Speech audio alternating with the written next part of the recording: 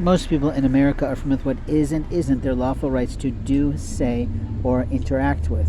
You see, if it's your property, then you have the right to touch it and utilize it. But if it's not your property, then you do not have the right to put your hands on it at all without seeking permission from the owner. I came out of the Chick-fil-A today and found that someone had played with my pack. In other words, played with the tarps that I had used to cover things from the sun and from the rain that might still come today. After all, it did rain last evening, and it rained several days prior to that. But when I stayed outside to air out my things, I found that things were, of course, missing again. People do not have the right to put their hands in other people's property bags, and yet, through my homelessness, that is what's been continually done. That some person of a black, Mexican, or white background felt that they had the right to illegally and immorally put their hands into my property bags, rearrange things, play with things, add things, delete things, and just transfer things as if we were trading. Most of my bungee cords were broken by someone and stolen, and openly so were my metal clips, and none of them had the right to do this. Most of the things I bought from the Dollar Tree were taken, utilized, and destroyed. You see, I need certain things on a regular basis, and I'm always finding that those items have been pilfered, and it wasn't their lawful right to do it. It wasn't their opportune moment. It's not true. It's they just clearly didn't learn the rules of life. And the rules of life are you don't touch other people's property. That is the law in America. You see, we have property law.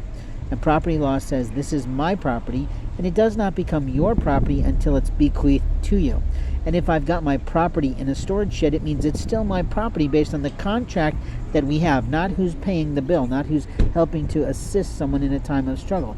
It is my property. So anyone who's stealing from my property rooms is actually committing a felony. At the same time, if they'd taken it across the state line, they've made it a federal problem. And that lie they told themselves was, I'm in charge of someone else's goods. You're not.